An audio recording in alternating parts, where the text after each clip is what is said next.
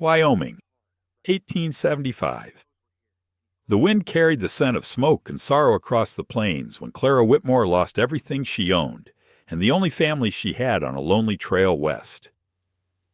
Out of the dust rode a stranger tall, quiet, eyes like a storm that never fully passed. He said his name was Luke Tanner, but the towns whispered another one that came with a wanted poster. When Clara pointed her tiny derringer at him, her hands were trembling not from fear, but from the weight of trust she could no longer give. And yet, when Luke said softly, "You don't have to trust me," not yet, something in his tone broke through the grief.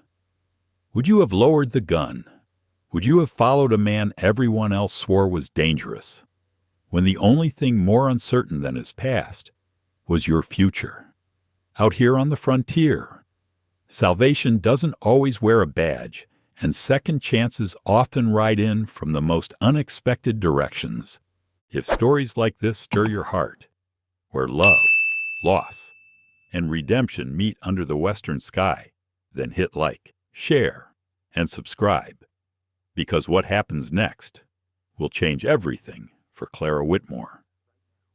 The year was 1875, and the plains of Montana Territory stretched wide and gold beneath the dying light. The wagon train moved slow, its wheels carving deep scars in the dry earth. Among the travelers was Evelyn Mercer, a young woman from St. Louis who still wore the city's polish, though the frontier wind had long since stolen her perfume. She sat beside her father, Samuel Mercer, a man with calloused hands and kind eyes, who believed that starting anew on the western edge of the world might heal what time had broken between them. But that October afternoon, the dream turned to dust. They heard the thunder of hooves first too many to count, too fast to be friendly. Then came the shouts, the gunfire, the chaos. Bandits 6, maybe 7, rode down on them from the ridge, their faces masked, their rifles gleaming. Evelyn screamed as bullets tore through the canvas of the laid wagon. Horses reared, the air filled with smoke and panic. Samuel shouted for her to hide, to run to the trees. She hesitated. She always had, but this time, his voice broke in a way that left no room for argument. She jumped, landed hard, and crawled beneath a fallen log, her dress tearing against the bark. Through the gaps in the wood, she saw her father standing tall beside the wagon, his rifle raised, one shot, then another, then the silence that changes everything. When the dust settled, Samuel Mercer lay face down in the dirt. Evelyn bit her fist to keep from screaming. The outlaws began rifling through the wagons, laughing, dragging crates to their horses. One of them, tall, lean, cruel, lifted his pistol and said something she couldn't hear. The others turned toward the woods. Someone had seen her. Evelyn's breath caught. Her hand went to the tiny derringer hidden in her pocket, a gift from her father on her last birthday. For protection, he'd said. She'd laughed then, teasing that she'd never need it. Now it felt like the only thing keeping her alive. Just as the bandit raised his rifle toward her hiding place, another sound cut through the air, sharp, deliberate, commanding. A single gunshot echoed from the ridge, followed by the distant whinny of a horse. The man beside her father's body spun and fell. Another shot rang out, and the rest scattered like startled crows. From the haze rode a lone figure on a bay stallion. The sun framed him in amber light, a tall cowboy, broad-shouldered, his hat pulled low, dust clinging to his coat. He dismounted slowly, scanning the ground, his revolver still warm in his hand. Evelyn's heart pounded. She aimed her derringer from behind the log, the barrel shaking. He stopped a few yards away from her father's body. He knelt beside Samuel, touched 2 fingers to the man's throat, and bowed his head. Then, turning toward the woods, he spoke not loud, but steady. "You can come out now, ma'am." Her finger tightened on the trigger. "Don't move." The man didn't. He looked up, his gaze calm, unflinching. "Didn't plan to," he said softly. "Name's Cole Anders. I heard the shots from the South Trail." "Stay where you are," Evelyn warned, stepping out from behind the log. Her dress was torn, her hands trembling. She raised the derringer higher. "Why should I believe you're not one of them?" Cole studied her a moment before setting his gun on the ground. "You shouldn't. Not yet." The silence stretched between them, heavy as thunderclouds. The wind tugged at her hair, lifting the loose strands like ghostly ribbons. She looked at her father's still form and felt the ache rise up her throat. Cole stood slowly, his voice low. "I'll help you bury him. Then you can decide what to do about me." Something in the way he said it simple, without pity, made her lower the gun, not by choice, but by exhaustion. She nodded once, then turned away before the tears came. Together, they dug the grave beneath a cottonwood tree overlooking the creek. The work was quiet, the kind of quiet that only grief can make. Cole found a smooth stone and carved "Amen" into it with his knife. Evelyn pressed her palm against the wood of the cross until splinters bit her skin. When it was done, she sank to her knees, whispering words no one else could hear. Cole stood a few steps behind, hat in hand, the wind carrying the scent of rain and earth. As dusk fell, the sky turned the color of copper.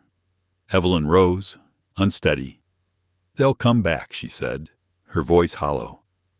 "For what's left?" Cole nodded. "Then we'd best move before dark. There's a town, Willow Creek, a few hours east. You can rest there. You're coming too." He met her eyes. "I said I'd see you safe. After that, it's your choice." She studied him, the dust on his boots, the scar beneath his jaw, the quiet steadiness of his hands. There was something dangerous about him, but not cruel, something burdened. Evelyn holstered the tiny gun and looked toward the fading horizon. "All right," she whispered. "But if you try anything, I won't," he said, and for some reason she couldn't explain. She believed him. They rode through the growing dark, 2 shadows moving across a land that belonged to no one. The air grew colder, the stars brighter.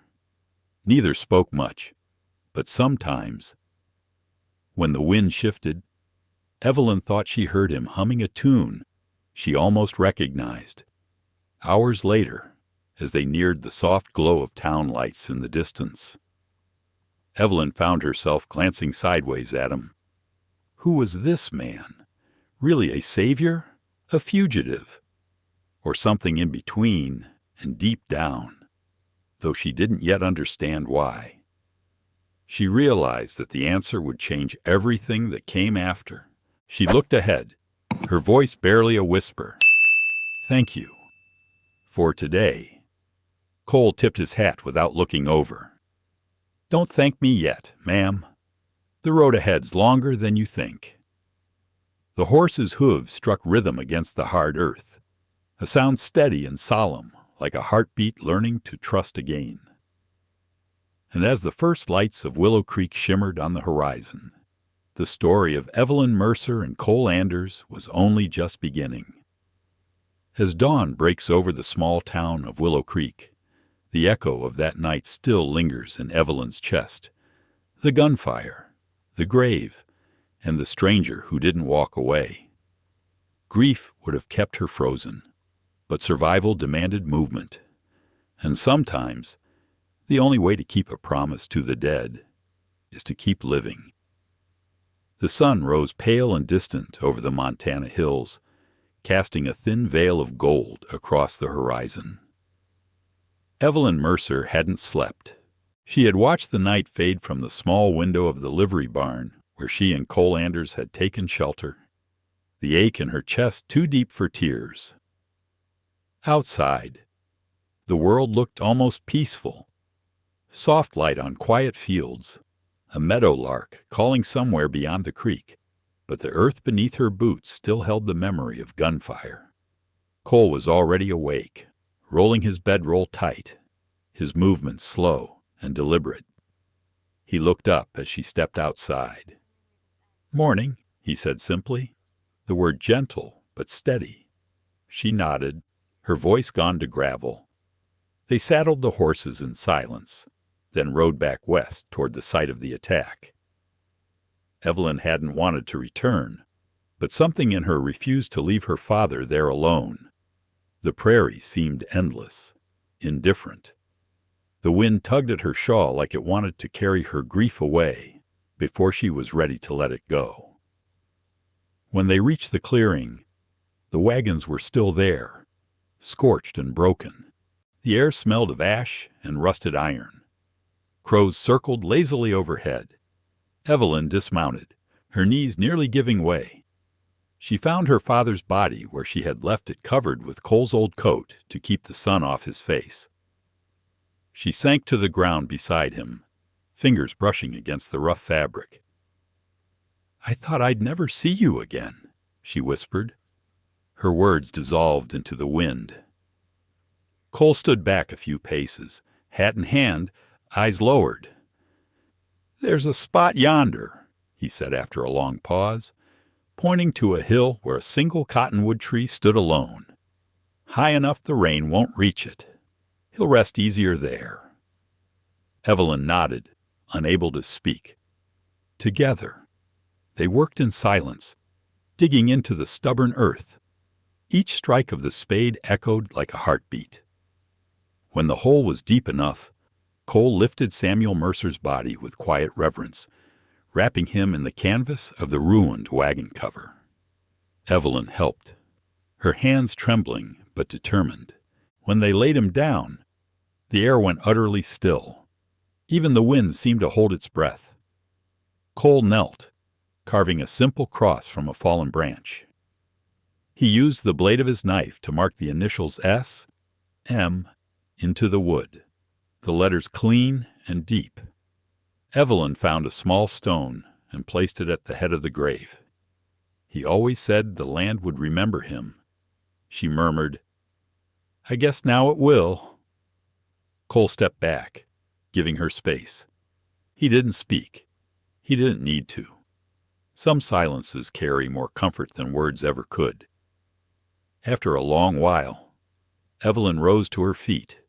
Her face was streaked with dust, her eyes raw but steady.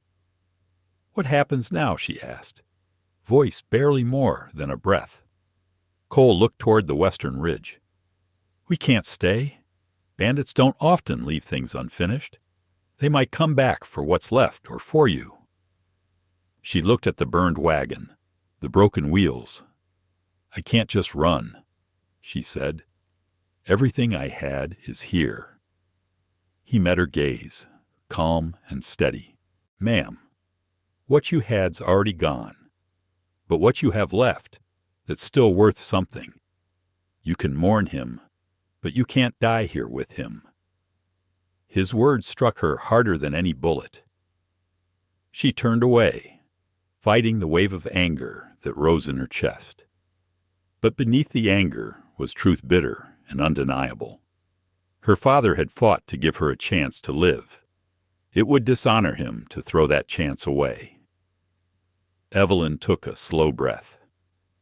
"Where would we go east?" Cole said. "There's a trail to Willow Creek, a small town near the river.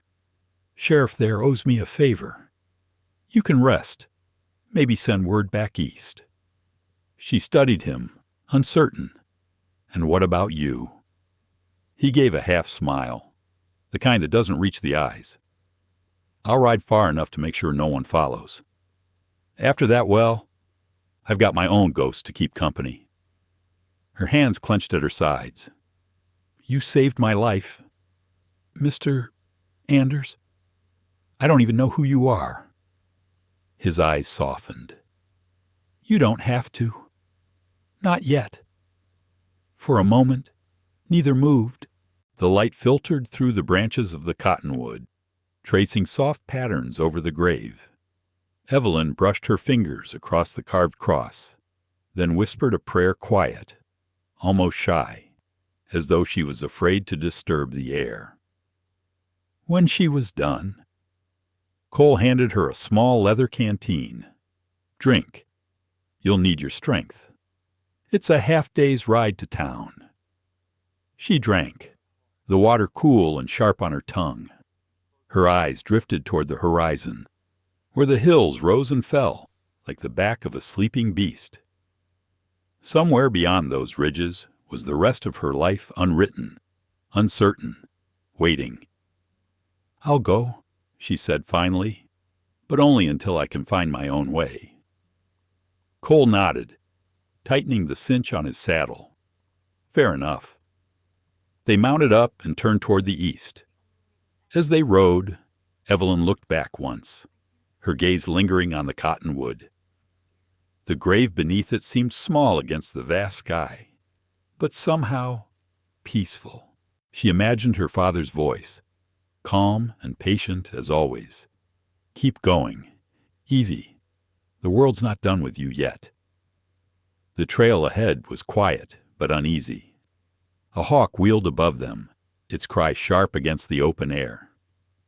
Cole rode a few paces ahead, his shoulders straight, his eyes scanning the distance. Evelyn noticed the way his hand stayed near his holster, the faint tension in his movements. He wasn't just wary, he was haunted. At midday, they stopped by a stream to water the horses.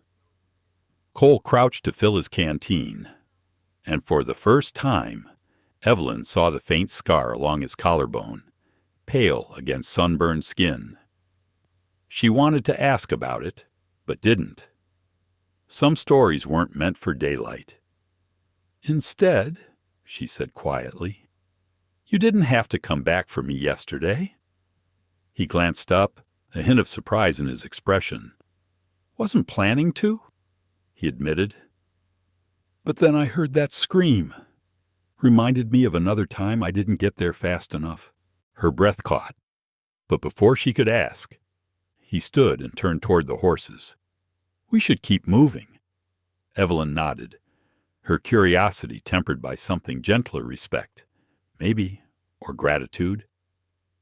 She realized then that survival wasn't just about breathing. It was about finding the strength to keep believing that somewhere out there, kindness still existed, even if it came in the shape of a stranger with weary eyes. As they climbed the next ridge, the town of Willow Creek shimmered faintly in the distance, a cluster of roofs against the horizon. For the first time since the attack, Evelyn felt something stir in her chest. It wasn't hope, not yet, but the space where hope might one day live again. She looked toward Cole and whispered, almost to herself, "Thank you for staying." He gave a quiet nod, his voice low. Ain't nothing noble about keeping someone company on the trail. But sometimes it's enough. And with that, they rode on two travelers bound by loss and the fragile thread of trust, their silhouettes swallowed slowly by the golden light of the plains. By the time they reached Willow Creek, the sky was already turning violet. Evelyn didn't yet know what waited for her there, a room, a reckoning, or perhaps another test of faith. But as the lanterns flickered to life in the distance, she felt her father's presence beside her, steady as the earth beneath her horse. For the first time, the thought of tomorrow didn't frighten her, it called to her. By the time the lights of Willow Creek appeared on the horizon, the sky had already turned the color of cooling embers. The ride had been long, the silence longer still.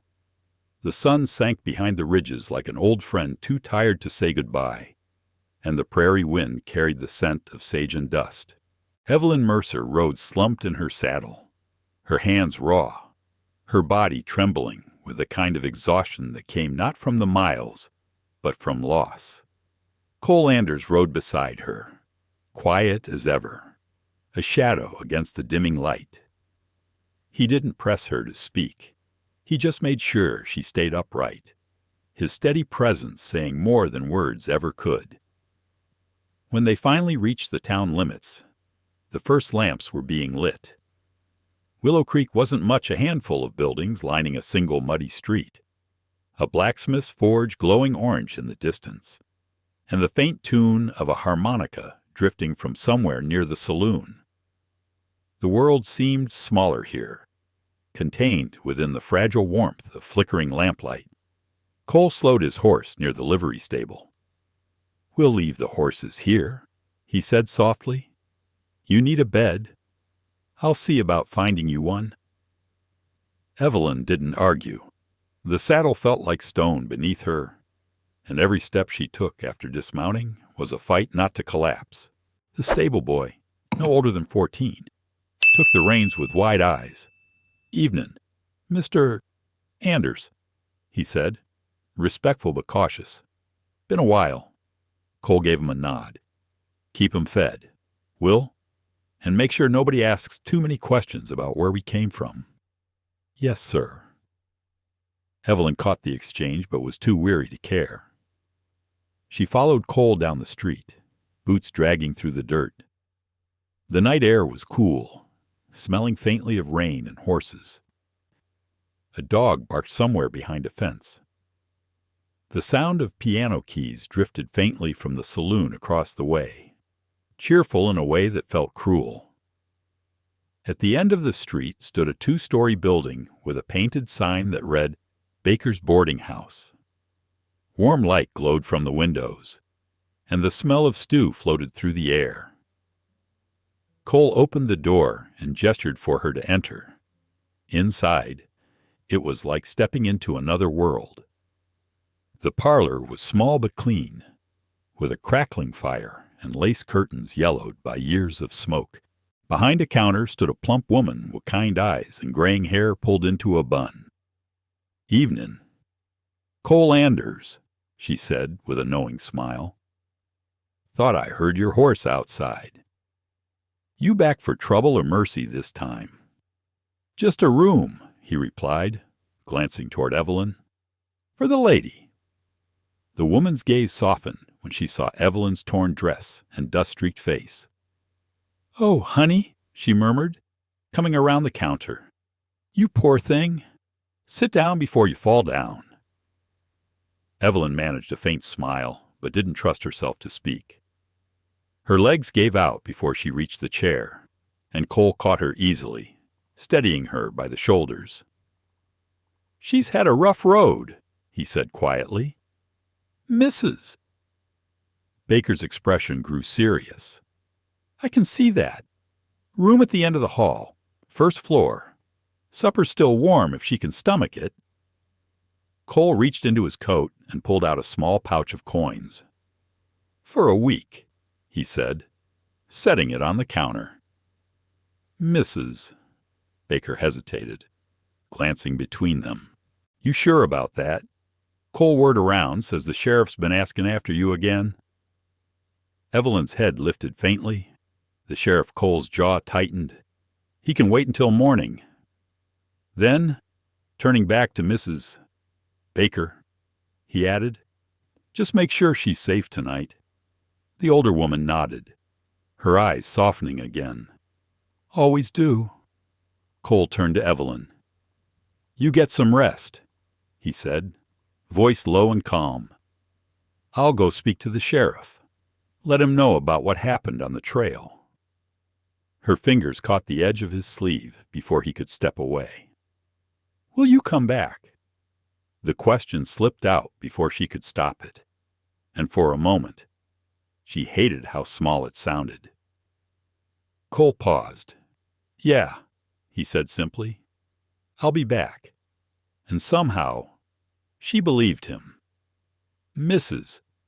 Baker led Evelyn down the narrow hallway, the wooden floor creaking beneath their steps. The room she entered smelled faintly of lavender and wood smoke. A single bed stood by the window, covered in a faded quilt. Beside it sat a small table with a basin of water and a folded towel. "Wash up, dear." "Mrs." Baker said softly. "There's stew in the kitchen when you're ready. And don't worry about that cowboy. He's got more good in him than he lets on." Evelyn tried to smile, but her lips trembled. When she was alone, she sank onto the bed, the spring sighing beneath her. She unlaced her boots and stared at her hands scratched, blistered, stained with the earth that had taken her father. For the first time since the attack, she let herself cry. Not the wild, keening kind of grief that tears through the body, but the quiet, steady kind that softens it. Tears fell soundlessly onto the quilt, darkening the faded roses stitched there long ago by some other woman's hands. Outside, she heard the soft murmur of the town, the clatter of dishes, the low hum of voices, the faint laughter drifting from the saloon. It was a living sound, and somehow it reminded her she was still among the living, too. Later, when she went to the kitchen, Mrs. Baker handed her a bowl of stew and a hunk of bread. "Eat slow," the woman said, watching her with a mother's patience. "You look like you ain't had a meal in days." Evelyn obeyed, spoon by spoon, until the warmth began to spread through her chest. When she finished, Mrs. Baker poured her a cup of tea and sat across from her. "You lost someone," she said softly. Evelyn nodded, unable to meet her eyes. "My father." "I'm sorry, dear." "The land takes as much as it gives. But you're young. You've still got roads ahead." Evelyn's voice was hoarse. "Sometimes I don't think I can walk them." "Mrs." Baker reached over and patted her hand. "Then don't walk alone." That night, Evelyn slept deeply for the first time in what felt like years. Her dreams were slow and gray rain on wooden fences, her father's laughter in the distance, and a man's shadow standing guard beneath a cottonwood tree. When dawn crept through the curtains, she awoke to the smell of coffee and the faint sound of boots on the porch. Her heart quickened before she even saw him. Cole was there, standing just beyond the threshold, hat in hand. He looked tired, like a man who'd spent the night wrestling ghosts. "Sheriff knows what happened," he said quietly. "He'll send a rider to check the trail. You're safe here." Evelyn nodded, unsure how to thank him. Words felt too small. He glanced toward the street, then back at her. "You'll need to decide what's next," he said. "This town's a place to rest, not to stop." Her voice came out steadier than she expected. "And you, where will you go?" He smiled faintly. "Guess I'll stick around long enough to make sure the trouble don't circle back." For a heartbeat, neither of them moved. The morning light fell across his face, softening the lines of weariness. In that quiet moment, Evelyn understood something she hadn't before. Safety wasn't just a place. It was sometimes a person. And though the day had barely begun, she felt, for the first time since her father's death, that she might one day belong somewhere again. That evening, as Evelyn helped Mrs. Baker fold linens in the hallway, a new sound reached her ears: the sheriff's boots on the porch, the heavy creak of the door, and the rustle of paper as he set a notice on the counter. The word she caught froze her breath. Wanted, Cole Anders. The piece she'd just found began to tremble like glass in a cold wind. Morning had settled softly over Willow Creek, the kind of light that turns dust into gold and makes even old wood look forgiving. The town was waking shopkeepers sweeping their porches, a dog chasing chickens down the lane, and the faint clatter of a blacksmith's hammer somewhere beyond the creek. Evelyn Mercer stood by the window of her room at Baker's boarding house, fingers tracing the glass as she watched the world move on without her. It had been 2 days since Cole Anders had brought her here. 2 days of rest, food, and quiet. 2 days where the silence between them felt almost safe. Mrs. Baker had been kind, offering warm meals and warmer words. Cole had come by each morning, checking on her like a man who didn't know how to leave. He said little, but when he did, his voice carried the same steady calm that had pulled her from the edge of panic in the wilderness. But that morning, as Evelyn stepped into the front parlor, something shifted. The room felt colder, though the fire still burned. The sheriff stood by the counter, a tall man with a weathered face and eyes that looked like they'd seen too many truths. His name was Sheriff Abel Morgan, and even before he spoke, Evelyn knew he wasn't just there for pleasantries. Mrs. Baker's hands twisted in her apron. "Sheriff," she said quietly, "she's just come down for breakfast. Don't scare the poor girl." Evelyn stopped in the doorway. "Is something wrong?" Sheriff Morgan turned toward her, his tone gentle but deliberate. "Miss Mercer, I just came from the telegraph office. News from the South Trail. They found what's left of your wagon burned out, just like you said. I sent men to bury the others proper." The words hit her like stones, and yet there was relief in knowing her father would not lie unmarked forever. "Thank you, Sheriff," she said softly. He nodded. "You were lucky, ma'am. Not many walk away from a raid like that." "I didn't walk away," she murmured. "He did that for me." The sheriff's gaze flicked briefly to the wall behind her. There, tacked to the bulletin board among local notices and supply ads, hung a single sheet of paper creased and yellowed from the road. Evelyn's breath caught when she read the word at the top. Wanted! The face beneath the word was one she knew too well. Cole Anders. Her mind went white, then red. The rest of the words blurred, but she could still make out fragments: armed robbery, Colorado territory, dead or alive. For a moment, she couldn't breathe. "Is that?" she whispered. Sheriff Morgan sighed, walking closer. "Ain't much sense denying it. That's him." Evelyn turned to him, disbelief burning through the exhaustion. "You've known I have," he admitted, "for near 18 months now. Then why haven't you?" "Because," he said, cutting her off gently, "he's saved more lives in this town than any man I've met with a clean record."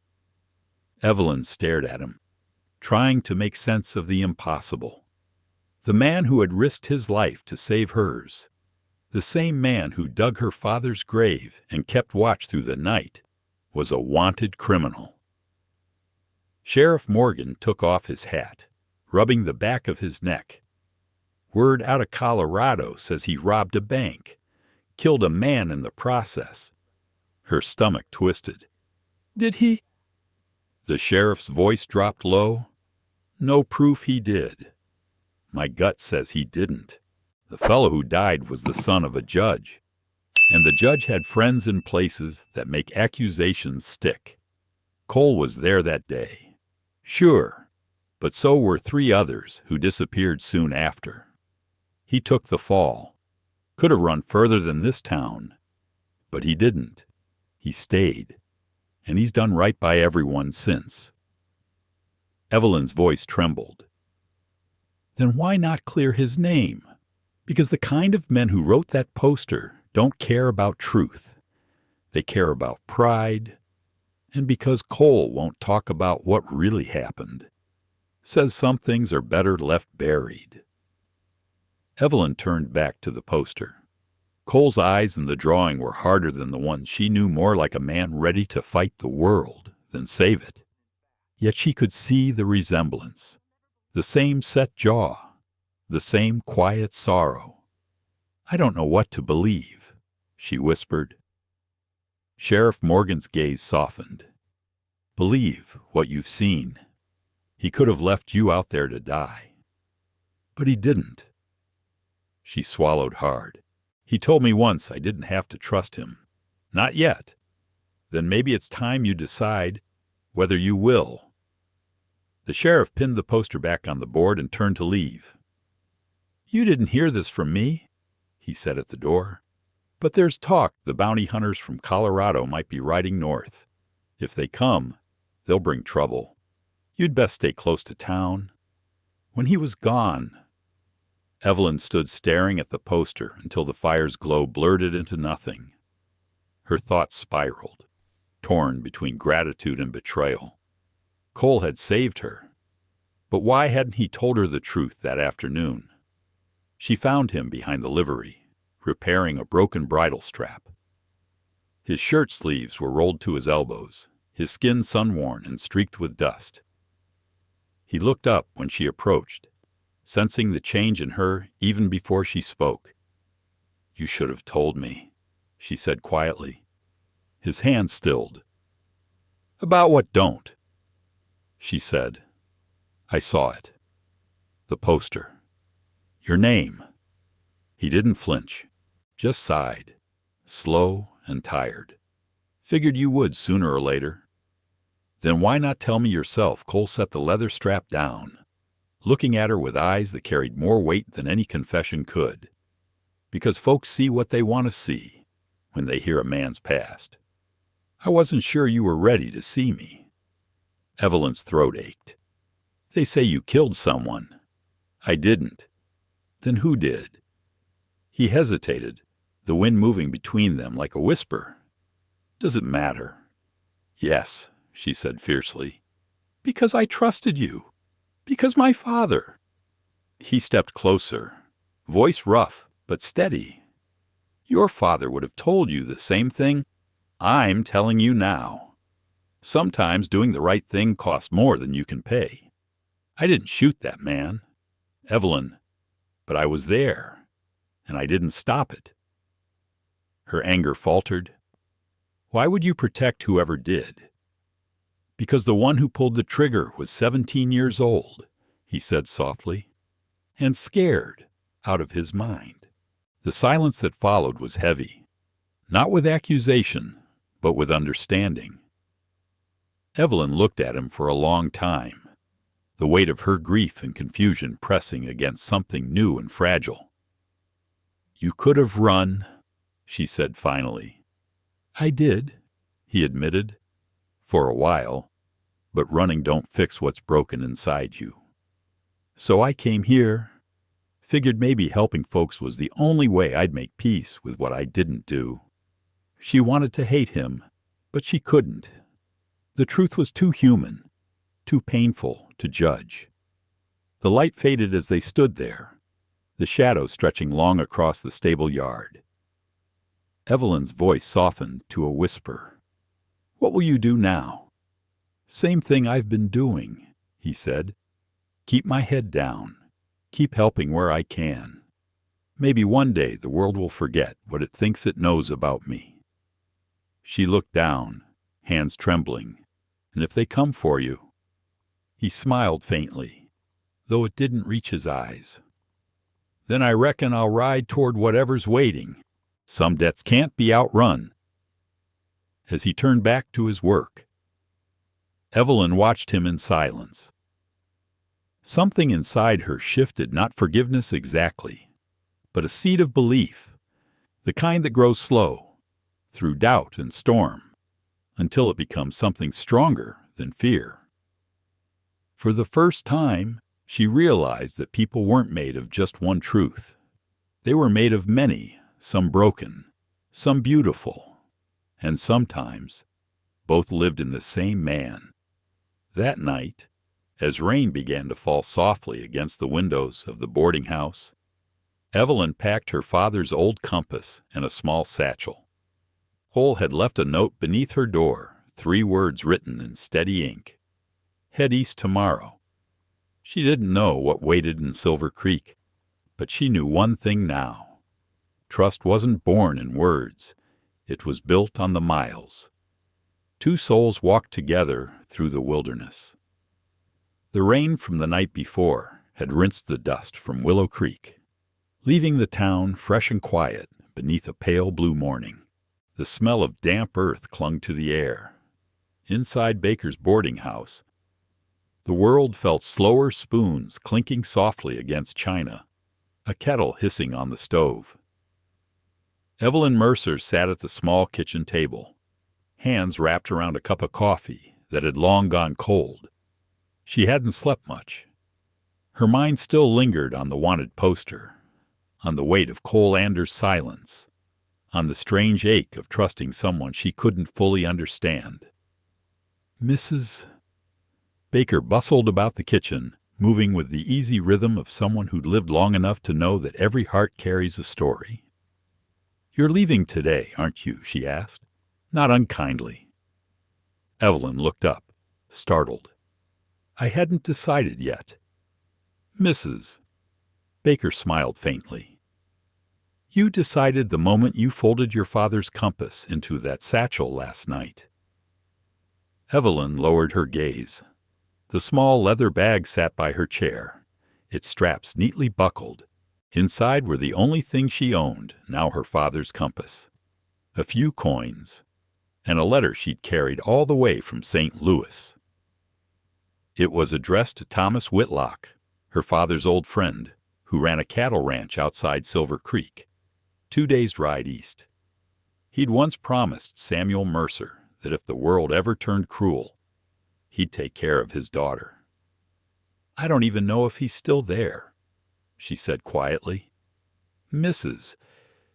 Baker poured her another cup of coffee, setting it down gently. "Maybe not.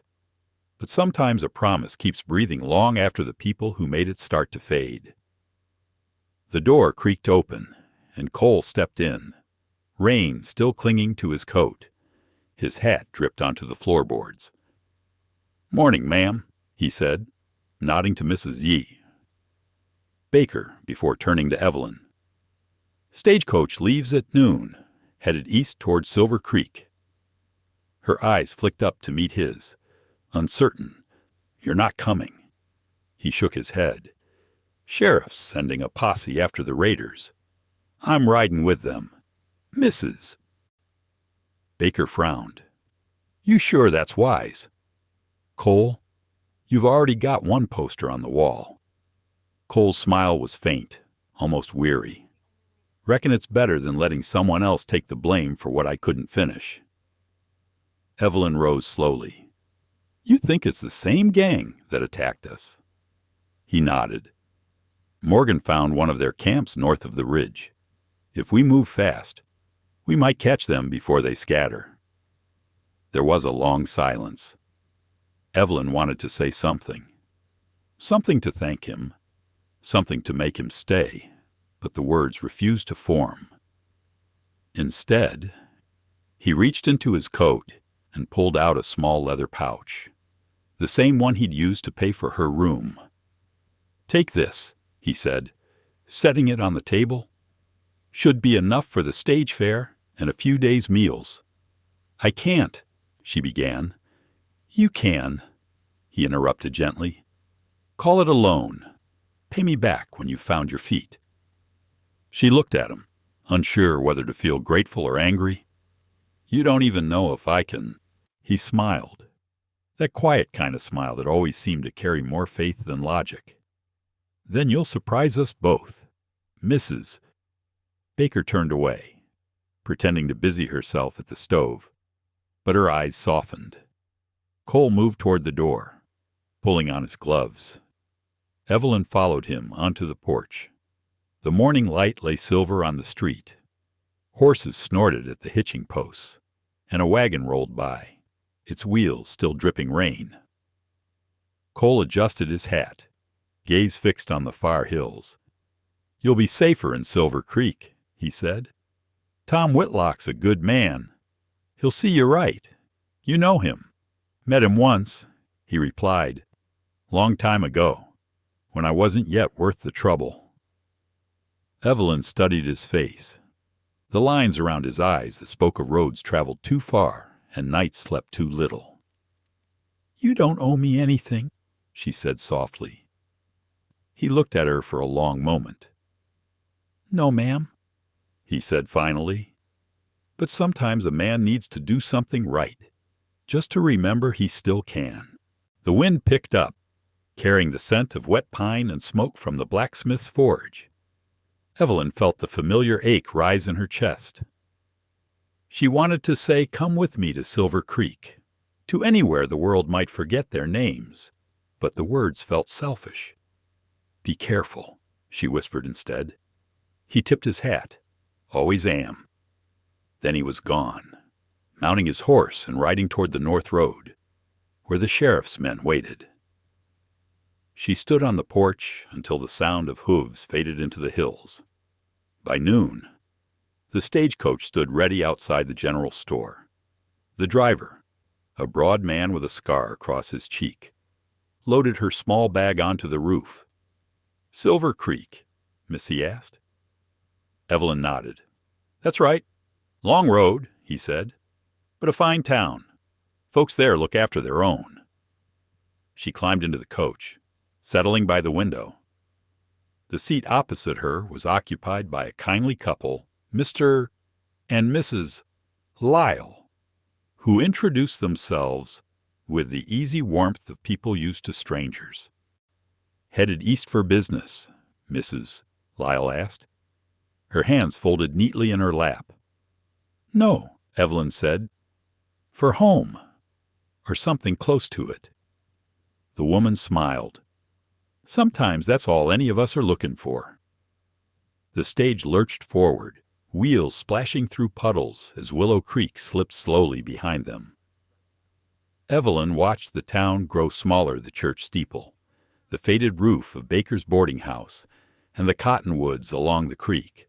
Somewhere beyond them, she knew, Cole was chasing the men who had destroyed her world. The road wound through open country, the plains rolling out like a sea of gold and green. Hours passed in a rhythm of hooves and silence. When the sun began to dip, the driver called down that they'd stop for the night at Fargo's Way Station, a rough outpost halfway to Silver Creek, by the campfire. Evelyn unfolded her father's letter again. The ink had smudged at the edges, but the words were still clear. "If ever you lose your path, find Tom Whitlock in Silver Creek. He'll know what to do."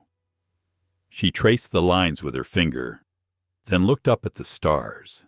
Somewhere under the same sky, Cole was out there, risking everything for people who might never forgive him. For the first time, she prayed not for her own safety, but for his. When dawn came, they rode again. The mountains grew sharper in the distance, their peaks brushed with snow. The air smelled of sage and rain. Evelyn felt the tired ache of grief still inside her, but beneath it now was something steadier, a quiet determination. By the time the stagecoach rolled into Silver Creek, the sun hung low and red behind the peaks. The town was larger than Willow Creek, busier, louder, alive. Wagons crowded the main street, and the clang of a blacksmith echoed down the lane. As she stepped down from the coach, her knees trembled. She looked around, uncertain where to go, when a man in a tan coat and weathered hat approached. His face was lined, his eyes kind. "Miss Mercer?" he asked. "Name's Thomas Whitlock.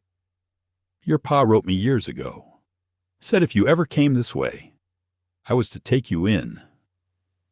Evelyn felt something loosen in her chest, a thread of hope, fragile but real. She nodded, too choked to speak. "Come on, then," he said gently. "Let's get you home." And as she followed him toward the waiting wagon, she looked back once toward the west. The wind carried the faintest echo of hoofbeats, distant but steady. As the wagon rolled toward Whitlock Ranch, Evelyn felt the weight of the road behind her and the pull of something unfamiliar ahead, a promise not yet broken. She didn't know that fate was already moving, that the man she left behind in Willow Creek would soon cross her path again, not as a savior this time, but as a man fighting for redemption. The road into Silver Creek shimmered beneath the afternoon sun, the air soft with the smell of sage and dust. The stagecoach creaked as it descended the last hill, wheels grinding over dry gravel. For Evelyn Mercer, every mile felt like a slow unwinding of fear, of exhaustion, of everything she had been holding in since that day on the trail. Across from her sat Edward and Margaret Lyle, the older couple who had shared the long journey east. They were gentle folk, quiet, observant, the kind of people who spoke little, but carried the kind of peace that comes from years of surviving both drought and disappointment. Margaret watched her now with kind eyes. "You'll like Silver Creek, dear," she said. "It's the kind of place that remembers your name after one good supper." Evelyn smiled faintly. "That sounds nice." Edward leaned forward, resting his elbows on his knees. "You got folks there?" She hesitated. "Not really. My father had an old friend, Thomas Whitlock. They worked together years ago in Louis. He wrote once. Said I'd always have a place if I ever needed it." Edward nodded slowly. "Then you've got folks. All right. Out here. That's what counts, a promise that outlives the men who made it." The coach rattled on, past fenced meadows where cattle grazed and smoke curled lazily from ranch chimneys. It had been 2 days since Evelyn left Willow Creek, and though her heart still carried the ache of goodbye, something steadier had begun to take root, something like courage. When the driver finally called out, "Silver Creek," the sound struck her chest like a bell. The town was larger than Willow Creek, framed by low hills and split by a slow-moving river. Wagons filled the main street, children chased a stray dog near the general store, and a church bell chimed from somewhere up the ridge. There was a warmth to it, not fancy, not loud, just the kind that comes from hard hands building something meant to last. Evelyn stepped down carefully, clutching her small satchel. The Lyles said their goodbyes with the easy affection of newfound friends. "You take care now," Margaret said, squeezing her hand. "And if that Whitlock fella doesn't treat you right, you come find us. We'll set him straight." Evelyn laughed softly, the sound surprising even herself. "I'll remember that." Then they were gone, and she stood alone in the dust of Silver Creek, the clatter of the departing coach fading behind her. She looked around, uncertain where to go next, when a man approached from across the street. He moved with a limp, but his stride carried quiet authority. His face was lined, his beard streaked with gray, and his eyes clear blue beneath the brim of a sun-bleached hat studied her with a mixture of curiosity and memory. "Miss Mercer?" he asked. "Yes," she said, startled. He removed his hat, his voice roughened by years of wind and smoke. "Name's Thomas Whitlock. Your pa wrote me a long time ago. Said if ever trouble found you, I was to see you safe." Something inside her broke open. "You knew my father knew him well," he said, nodding slowly. "We built river boats together down in St. Louis, before I took to the plains. He was the best kind of man, steady, fair, and stubborn as an old mule." Evelyn smiled faintly, fighting the sudden sting of tears. "That sounds like him." Whitlock's gaze softened. "He'd be proud you made it this far. Come on, let's get you out of this sun. My wagon's just over yonder." As they rode away from town, Evelyn turned in her seat, watching the buildings shrink behind them. The prairie spread wide once more, golden and endless. "You really didn't have to do this," she said. Whitlock chuckled. "Your pa helped me when I had nothing but a busted leg and bad luck. I promised him I'd pay it forward some day. Guess today's the day." They rode in companionable silence for a while. The creak of the wagon and the rhythmic clop of the horses filled the air. Now and then, he pointed out landmarks a ridge called Widow's Peak, the distant line of a railway under construction. The first glimpse of his ranch nestled between two cottonwood groves. "That's Whitlock Ranch," he said, gesturing toward a wide expanse of land dotted with grazing cattle and fenced pastures.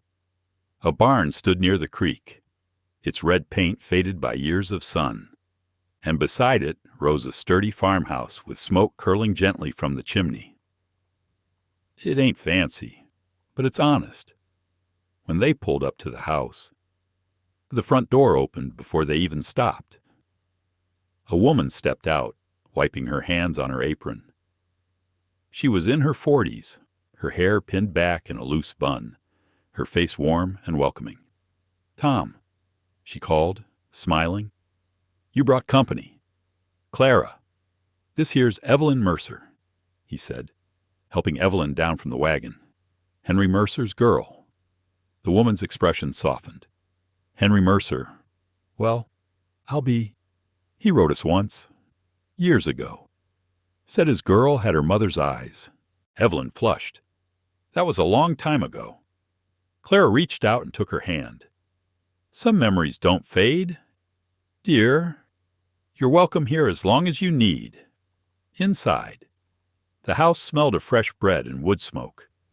There was something deeply comforting about it, the ticking clock on the mantel, the worn rocking chair by the fire, the framed photograph of a younger Whitlock and her father standing shoulder to shoulder beside a steamboat. Dinner that night was simple but filling stew, cornbread, and coffee brewed dark. They spoke quietly, sharing pieces of memory. Whitlock told her stories about her father's humor, his stubbornness, his kindness. Evelyn listened, soaking up every word like sunlight after a long winter. When the meal ended, Clara showed her to a small room at the back of the house. The bed was soft, the quilt handmade, the air filled with the scent of pine. "You rest, dear," Clara said. "Tomorrow Tom will show you around. We could use another pair of hands, if you're willing." Evelyn smiled through her exhaustion. "I'd like that." As she lay beneath the quilt that night, the stars visible through the window, she thought of everything that had led her here: the fire, the loss, the long road, and the man who had made sure she lived to see another sunrise. She didn't know if she would ever see Cole Anders again, but somewhere deep inside, she hoped he had found his own kind of peace that night, wherever he was. Outside, the wind sighed softly through the cottonwoods, carrying with it the quiet promise of beginnings not yet written. The next morning, the first light of dawn spilled over the hills, washing the ranch in gold. Evelyn woke to the sound of roosters and the laughter of ranch hands outside. For the first time since her father's death, she felt not like a traveler passing through, but someone who had arrived where she was meant to be. And though she didn't yet know it, this place, and the people within it, would teach her how to live again. The first weeks at Whitlock Ranch unfolded like pages in a slow and tender book.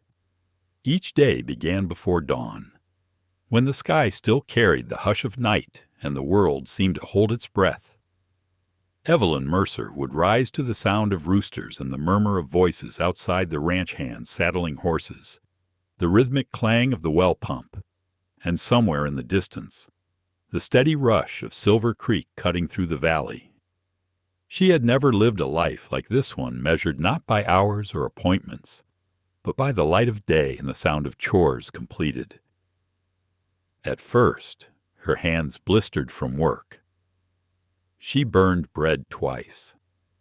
She learned that laundry hung in the high plains, wind could dry in an hour, but come back stiff as parchment.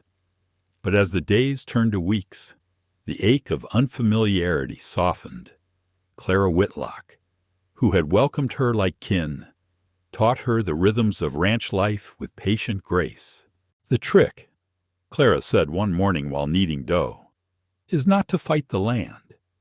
You listen to it. It'll tell you when to plant, when to rest, when to hold on. Evelyn nodded, her fingers dusted with flour.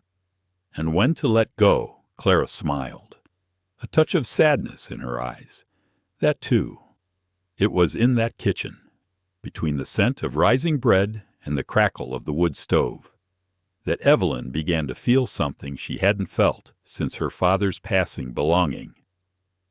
Thomas Whitlock kept his word. He didn't treat her like a guest, nor like a burden. He treated her like someone who could still contribute, who still mattered. Your pa always said you had a head for numbers, he told her one evening, handing her a worn ledger. Seems this old ranch could use a bit of that sense. The pages were filled with lists, feed costs, rail shipments, wages, weather notes, debts owed and unpaid. Evelyn traced the columns with her fingertip, the neatness of the ink at odds with the chaos it described. This doesn't balance, she said, frowning slightly. Whitlock chuckled. Ain't balanced in 5 years. That's why you've got it now.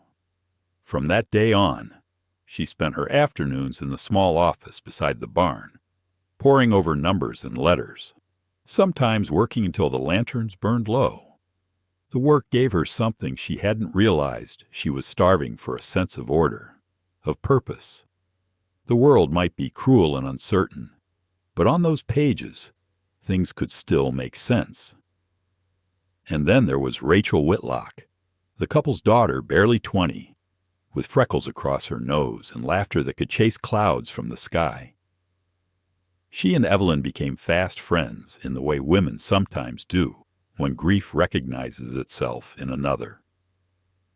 Rachel had lost her husband to a winter storm 2 years prior. She seldom spoke of it directly, but her eyes carried the same shadow Evelyn saw in her own reflection. They mended it together slowly, through quiet conversations on the porch, through shared work and shared silence. You ever wonder, Rachel asked one evening as they sat shelling peas, if we're meant to start over, or if starting over is just what we do to keep from breaking apart? Evelyn looked toward the horizon, where the sunset spilled across the fields like honey. Maybe both, she said. Maybe it's the breaking that makes room for the new. Rachel smiled faintly. Sounds like something my mama would say. The days found their rhythm. Evelyn kept the books, wrote letters for Thomas, and even helped negotiate feed prices with the suppliers from town. Word spread quietly through Silver Creek about the Boston woman who had a way with numbers and a heart steady enough to earn the respect of cowhands twice her age. And though the ranch thrived, Evelyn still found herself glancing toward the western hills some nights, where the land stretched out endless and wild. Sometimes, when the wind shifted, she thought she could almost hear hoofbeats distant, steady, familiar. She didn't say it aloud, but she thought often of Cole Anders. She wondered whether he'd found the men who'd attacked their wagon, whether he was safe, whether he'd ever ride back through Silver Creek. But each time she caught herself waiting, she remembered what Thomas had told her one evening as they sat watching the herd move through the lower pastures. The world doesn't stop for grief. Evelyn, he'd said. It just asks you to walk beside it. And she did, that autumn, when the first frost kissed the grass. Thomas called her to the barn. Got something to show you, he said. Inside, among the scent of hay and horse leather, stood a brand new desk. Figured it was time the ranch bookkeeper had a proper place to work. Evelyn laughed, running her hand along the smooth surface. You didn't have to. I did, he interrupted gently. You've earned it. This ranch runs straighter now than it has in years, thanks to you. His words filled her with a quiet pride, not the loud, boastful kind, but the kind that settles deep in the bones. She looked at him, this man who had kept his promise to her father without ever asking for thanks. "You've given me more than I can repay." Whitlock smiled. "Then don't. Just make it mean something." That night, she sat by her window with the ledger open in her lap. The lantern light flickered across the inked pages, and for the first time since she could remember, she didn't feel lost. The ache in her heart had softened into something gentler, a memory, not a wound. Outside, the wind rustled through the cottonwoods, the same sound that had followed her since Wyoming. But here, it didn't sound lonely. It sounded like home.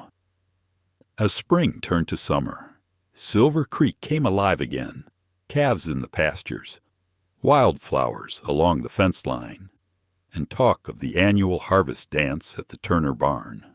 Rachel teased Evelyn to go, promising laughter and music and a chance to remember joy. But none of them knew that the past was already riding toward them across the prairie, the man she thought she'd never see again, carrying both the truth and the promise that would change her life forever. By late June, Silver Creek Valley shimmered with the colors of summer-tall grasses whispering under a soft wind, wildflowers crowding along fence posts, and the air rich with the scent of hay. At Whitlock Ranch, the long days of calving and branding had given way to gentler rhythms. For the first time in years, laughter seemed to live in the walls again. The talk around town was of the summer barn dance, held each year at the McAllister Spread, where folks came from miles around to eat, dance, and trade stories until the moon hung high. Rachel Whitlock had been teasing Evelyn for days. "You've worked yourself half to death," Rachel said as they sorted linens one morning. "You need one night to remember what joy feels like." Evelyn smiled faintly. "Joy and I haven't been on speaking terms for a while." "Well," Rachel replied, tugging playfully at a stubborn drawer, "then maybe it's time you made up." When the evening came, the valley glowed under the golden hush of sunset. Wagons rolled in from every direction, lanterns swinging from the rafters of the big McAllister barn. Fiddles tuned, boots stomped dust from the floor, and the air buzzed with that rare kind of energy, the kind that comes when hardship pauses long enough to let happiness breathe. Evelyn stood near the back of the crowd at first, her hands folded, her heart unsure. The other women wore ribbons and lace, their laughter bright as creek water. She felt plain beside them, her blue calico dress simple, her hair pinned neatly but without flair. Still, there was peace in watching others dance an ease she hadn't known she missed. Then Rachel appeared, radiant and grinning, dragging her by the hand. "Come on, one dance won't kill you." "I don't even know how." Evelyn protested. "Then you'll learn tonight." Before she could object, she found herself spun toward the circle of dancers. The fiddle struck up a lively reel, and she stumbled through the first steps, laughing in spite of herself. The laughter turned real when she caught sight of Claire and Thomas off to the side, clapping in rhythm, smiling as though seeing their daughter and her new friend brought something healing to their own hearts. It was only after the third song that Evelyn stepped away to catch her breath. She moved toward the open barn door, where the cool air met the scent of summer hay. Her heart was light, her cheeks warm with color she hadn't felt in years. That was when she saw him. At first, she thought her eyes were playing tricks on her. The man standing at the edge of the lantern light wore a dark vest, his hat low over his brow, his shoulders unmistakably broad. His presence stilled something inside her like the sudden silence before a storm. Cole Anders. He leaned against a post, half in shadow, watching her the way a man watches something he isn't sure he deserves to look at. When their eyes met, the noise of the dance faded into a faraway hum. "Didn't expect to see you here," she managed, her voice barely above a whisper. "Didn't expect to be here," he replied, stepping forward. The lamplight caught his face, older somehow. The hard lines softened, but the sorrow still there. "Figured I owed you an explanation." Her breath caught. "You left without a word." "I did," he said. "Thought it'd make things easier. For both of us." "Did it?" He smiled faintly, though it didn't reach his eyes, not even close. Before she could ask more, Thomas Whitlock's voice rang out from behind her. "Evelyn! There you are!" She turned, startled, as Thomas approached with his easy, weathered grin. "Come meet someone," he said. "Our new foreman just arrived this week. Rode in from the North Country. Says he's looking for steady work and came with a recommendation from the sheriff himself." Her stomach tightened. Thomas gestured toward Cole. "Evelyn, this here's Cole Anders," she finished quietly. Thomas raised an eyebrow. "You two already acquainted?" Cole met her gaze, his expression unreadable. "We've met," he said simply. "Well," Thomas said, satisfied. "That saves introductions. I reckon you'll both get along fine." Cole's got a sharp mind for cattle and the kind of grit a place like this needs. As Thomas moved away to greet another neighbor, silence hung between them. Evelyn's heart pounded. "So," she said finally, "foreman now." He nodded, seemed time to stop running. Her tone softened. "And the law Sheriff Morgan cleared my name. Turns out the one who set me up Judge Whitcomb's boy couldn't keep his conscience clean. Confessed everything before heading east. The poster's gone now." Evelyn let out a slow breath she hadn't realized she'd been holding. "You mean you're free for the first time in a long while?" They stood like that for a moment, two people who had walked through loss and fire and somehow found themselves on the same road again. "What brought you here?" she asked quietly. He hesitated. "A letter. From Thomas Whitlock. Said he needed a man he could trust. I didn't know he had you under his roof. And if you had, I'd still have come," he said softly, but maybe with a steadier heart. Music floated back through the open barn doors, the sweet lilt of a waltz. Couples began to pair off again under the glow of lanterns. Rachel, seeing Evelyn at the doorway, called out teasingly, "Don't just stand there. Dance." Evelyn looked back at Cole, uncertain. I don't suppose he offered his hand before she could finish. "You don't have to know the steps," he said. A faint echo of that first day on the trail. "Not yet." She took his hand. They moved slowly at first, her hand trembling slightly in his. But as the music carried them, something unspoken settled between them, an understanding born not from words, but from survival, from all the things they had both endured and refused to let define them. When the last notes faded, they didn't step apart right away. The air between them held the warmth of something fragile, tentative, and utterly real.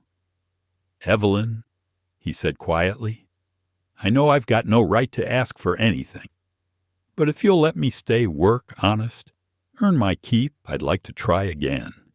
Not at running, at living."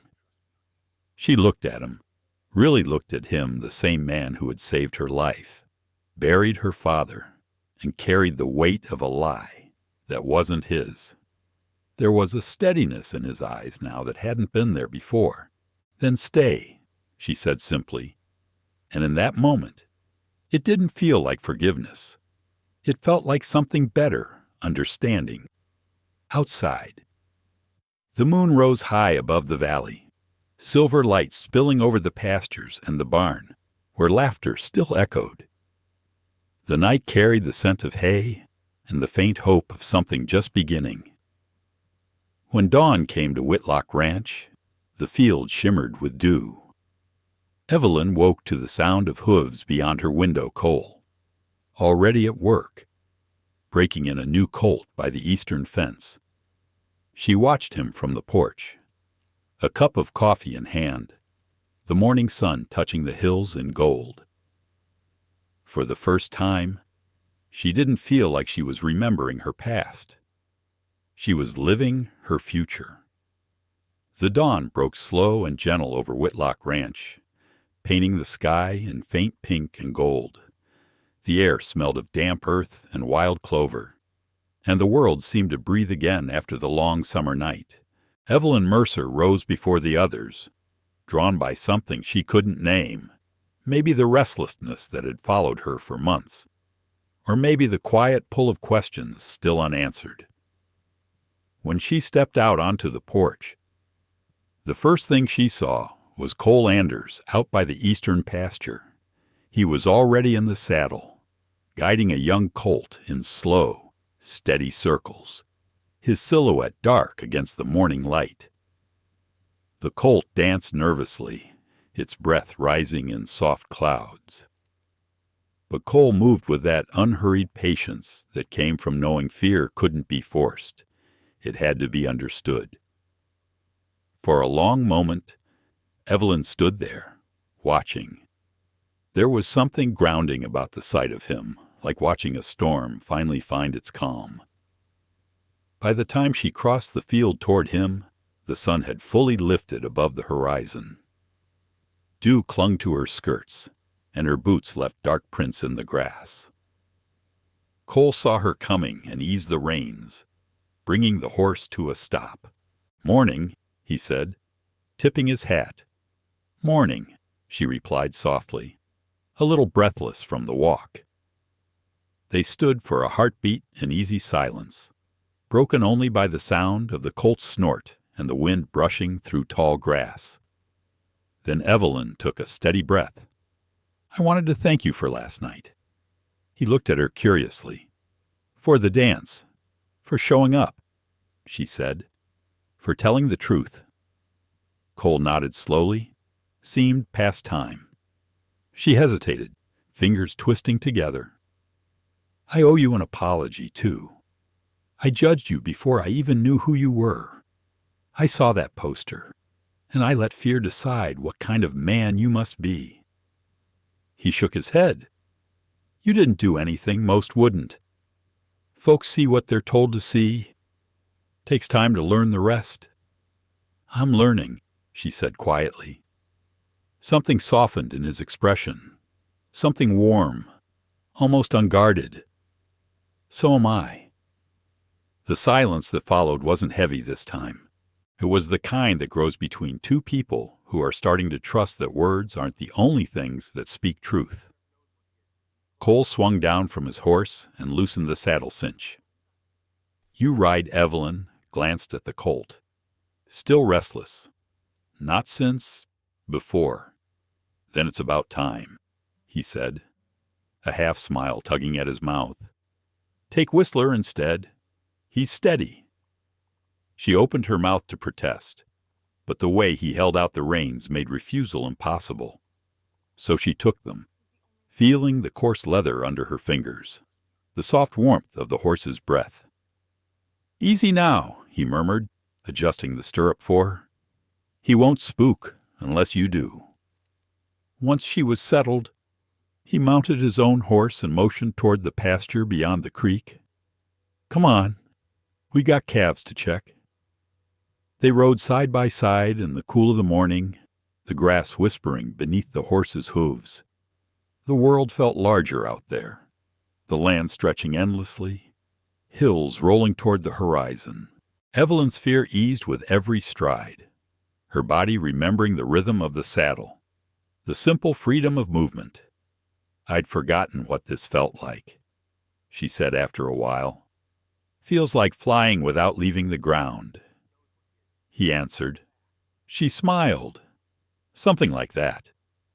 They crossed a shallow creek, pausing where a few calves grazed near the fence. Cole leaned down, examining a small scrape on one of them. "Coyote got too close," he said.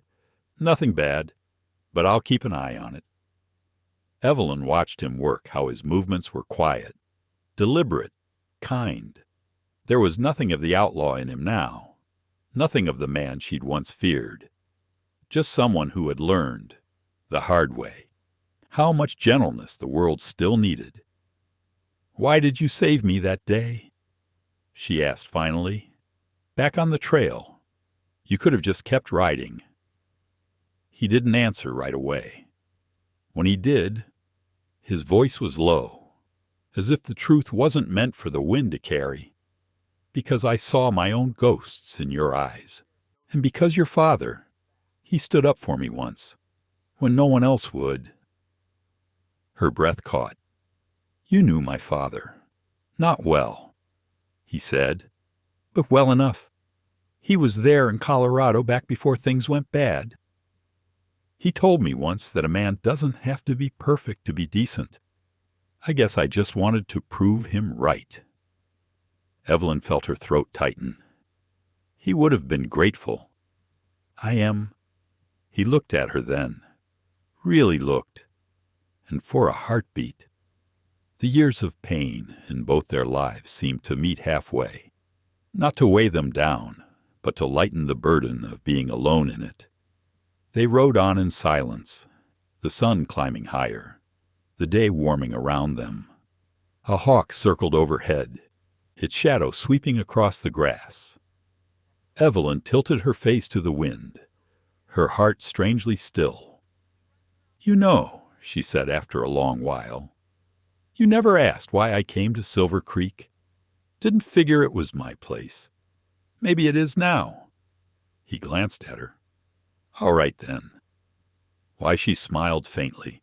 "Because I promised my father I'd find somewhere I could belong. I didn't expect to find it here, or with these people, and certainly not talking to a man with more scars than sense." He laughed, an easy, honest sound that made her laugh too. "Guess that makes two of us." By the time they turned back toward the ranch, the morning had grown bright and clear. The house stood waiting in the distance, smoke curling from the chimney, the faint sound of Rachel singing near the barn. Cole slowed his horse and looked toward Evelyn. "You did good today." She raised an eyebrow. "At riding, at trusting." Evelyn met his gaze and, for the first time, said his name without hesitation. "Thank you, Cole." Something in the way she said it soft, sure, made him smile, and it stayed with her long after they dismounted. That night, as the sun sank behind the hills, Evelyn stood on the porch with a ledger under her arm. She could hear the ranch hands laughing by the stables, Cole's voice among them low, steady, alive. And for the first time, she didn't wonder whether he would stay. She only hoped she would have the courage to believe that he already had. Days turned into weeks, and summer deepened into its fiercest heat. The work grew harder, the nights shorter. When the time came for the cattle drive to the southern range, Evelyn insisted on riding along a test of endurance, of faith, and of what she and Cole had begun to build in the quiet spaces between words. By mid-July, the heat in Silver Creek Valley had grown thick and shimmering. Dust rose from the hooves of cattle, hanging in the air like a veil. On the Whitlock Ranch, work began before the first light touched the ridge, and the men moved with that quiet urgency that comes when the season itself seems to test a person's worth. Evelyn Mercer had been at the ranch nearly half a year, and in that time she'd learned more about herself than in all the years before. She'd learned to mend fences, to count calves by the sound of their cries, and to tell from the sky when the weather was about to turn mean. But one thing she had not done yet was ride out with the cowhands on a real drive. The morning she asked. The kitchen smelled of coffee and wood smoke. Thomas Whitlock was seated at the table, checking his notes for the coming week's cattle roundup. "It's long work," he said, without looking up. "Hot, rough, and not half as romantic as the dime novels make it." Evelyn smiled slightly. "I'm not looking for romance, Thomas. Just a chance to pull my weight." He looked up then, one brow raised. "You sure about that? Miss Mercer, it's 2 days under the sun, sleeping on dirt, eating beans cold out of the pot." "I've done worse," she said simply. A slow grin crept across his face. "Then you'll ride with Cole and the boys at sunrise." From the doorway, Rachel Whitlock let out a quiet laugh. "Looks like you got yourself volunteered. Eve, try not to show them up too bad." Evelyn's smile faltered only a little. She wasn't sure what awaited her out there, only that she needed to prove, not to them, but to herself, that she belonged. The next dawn came wrapped in pale mist. Horses snorted in their stalls, impatient to move. Cole stood by the corral, tightening the cinch on a chestnut gelding with a streak of white down its nose. "This one's called Rusty," he said when she approached. "Got a good heart, but he'll test you first." Evelyn ran a hand along the horse's neck. "Guess we'll both be testing each other." Cole chuckled. "Fair enough." They rode out with a crew of 6, heading toward the southern range where the younger cattle grazed. The world opened wide around them, miles of rolling grassland. A sky so big it made a person feel both small and infinite. The day grew hot fast. Sweat gathered beneath her hat. Dust stung her throat, and the sun pressed down like a weight. The men rode ahead, shouting to one another as they circled the herd, while Cole stayed close, keeping an eye on her without making it obvious. Evelyn's arms ached from the reins, her legs from the saddle. Every time she thought she couldn't take another hour, she looked at the men around her, at Cole, steady and unshaken, and told herself she would. By noon, they reached the low valley where the calves were being gathered. It was chaos, dust flying, cattle bawling, riders darting in and out to turn strays. Cole shouted directions over the din. "Keep to the left. Push 'em slow and tight. Don't spook 'em." Evelyn nodded, though she could barely hear him. Her heart hammered as she urged Rusty forward. The horse sensed her nerves, tossing his head, but she steadied him with a soft word. Together, they eased into the edge of the herd. Hours passed in a blur of motion and noise. Once, a calf broke free and darted for the open plain, before anyone else could move. Evelyn turned Rusty hard, cutting off its path. The horse stumbled in the dust but recovered, driving the calf back toward the group. Cole saw it and raised a hand in silent approval. When the sun finally dipped low, the herd was penned, and the men slumped in their saddles, sweat-streaked and grinning. Evelyn dismounted slowly, every muscle trembling.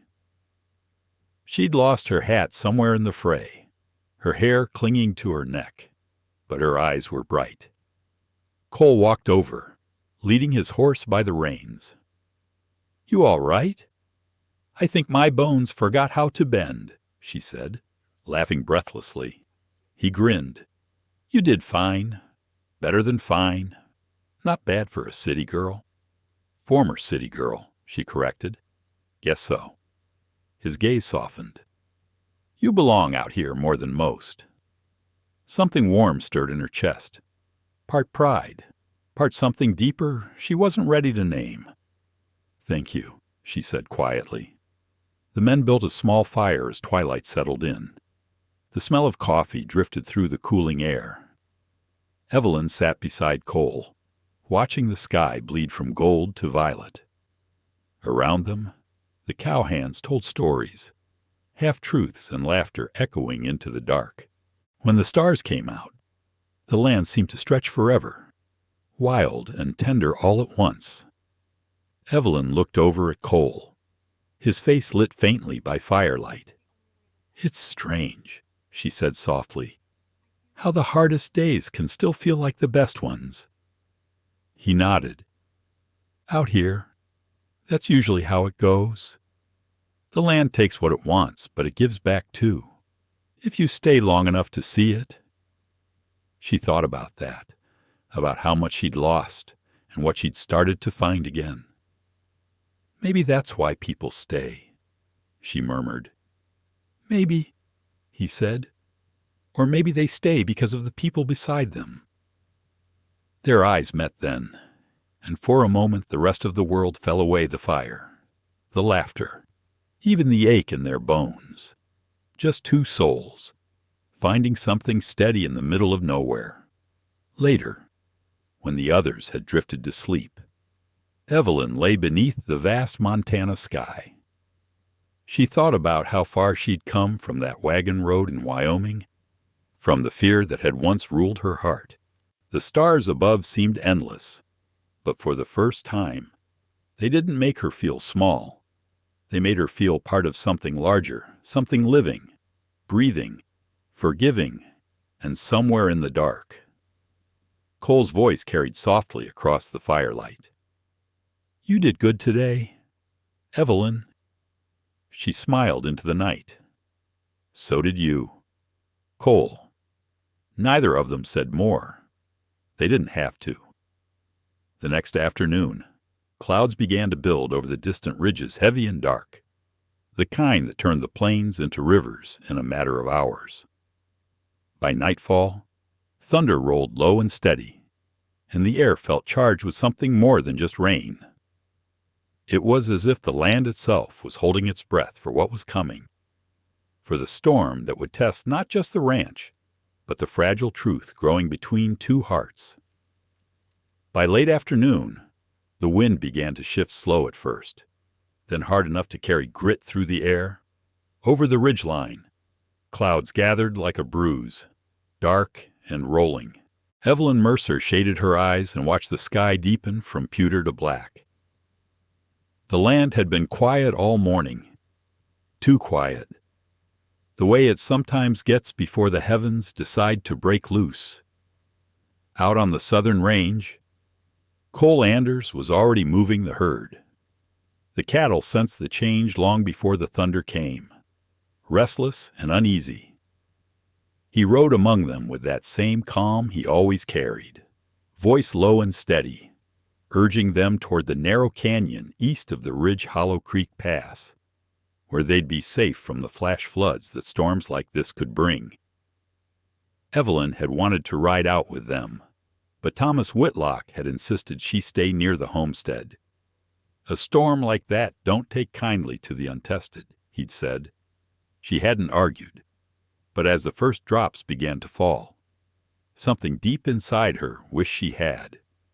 By dusk, the sky had turned to fire and ash. Lightning clawed across the plains, and thunder rolled like the growl of a god too tired to forgive.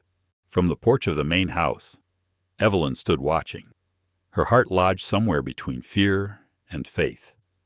Then, through the sheets of rain, she saw a lone rider crest the ridge, dark coat, soaked hat, horse lathered and trembling. Even from a distance, she knew. Cole. He dismounted before the horse had even stopped, looping the reins around the post. Water streamed down his face and jacket as he climbed the porch steps. The herd, she asked, breath-catching. "Safe," he said, voice rough from wind and rain. "Got 'em in the pass before it hit full." She let out a shaky breath. "You could have stayed with them until morning." He shook his head, water flinging from his hat brim. "Figured you might be up here worrying." "I was," she admitted, and for a moment neither of them spoke. The rain battered the roof in a steady rhythm, and the world seemed to shrink to the small circle of lamplight around them. Cole looked at her, then really looked. "You shouldn't stand out here," he said softly. "You'll catch cold. I could say the same to you." He laughed quietly, but there was something fragile in it. Guess I deserve that." She reached for a blanket hanging by the door and handed it to him.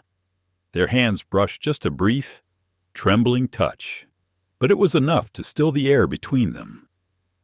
"Cole," she began, her voice barely a whisper. "When you rode away that night before you cleared your name, I thought I'd never see you again.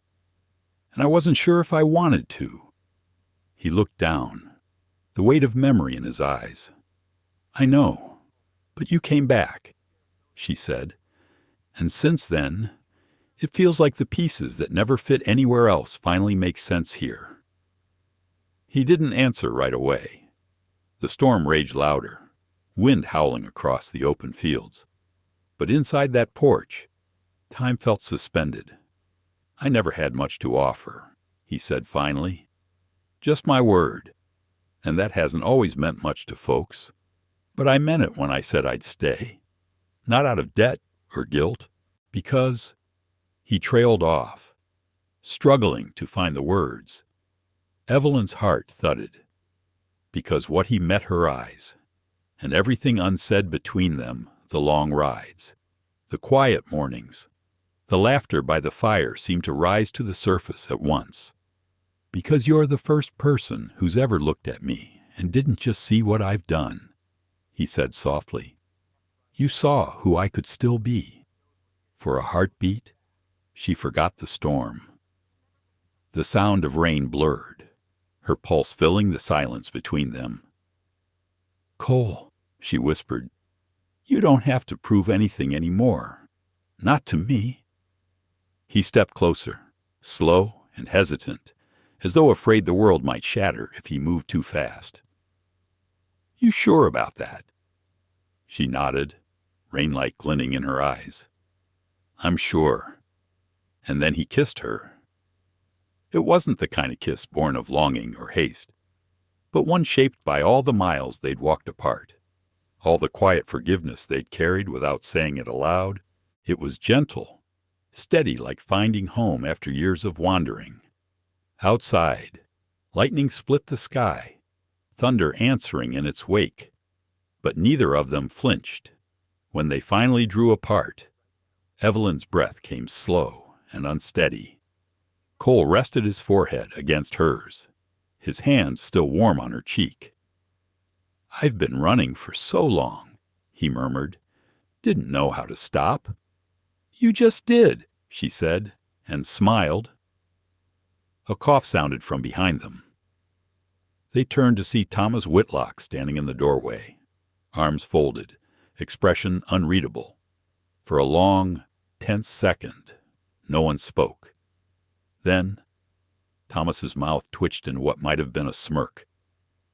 "Suppose it's too late to pretend I didn't see that?" Evelyn blushed scarlet, but Cole straightened, shoulders squared.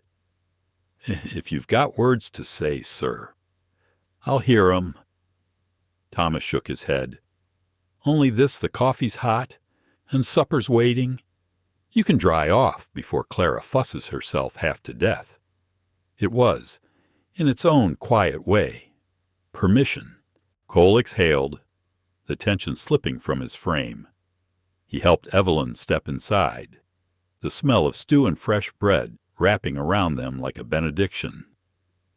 As they sat down at the table, Clara Whitlock passed a bowl his way without comment. Though her eyes shone with the kind of knowing that mothers carry, Rachel grinned openly, nudging Evelyn beneath the table. For the first time in a long while, laughter filled the room, soft and easy. The storm still raged outside, but inside, there was only warmth, the kind born from trust rebuilt, and hearts no longer hiding. Later, when the dishes were cleared and the fire burned low, Cole glanced toward Evelyn. She met his gaze and smiled small, certain, and utterly at peace. For all the noise the world could make, sometimes the truest moments arrived in silence, in the soft thrum of rain against a window, and in the knowledge that at last neither of them had to face the night alone.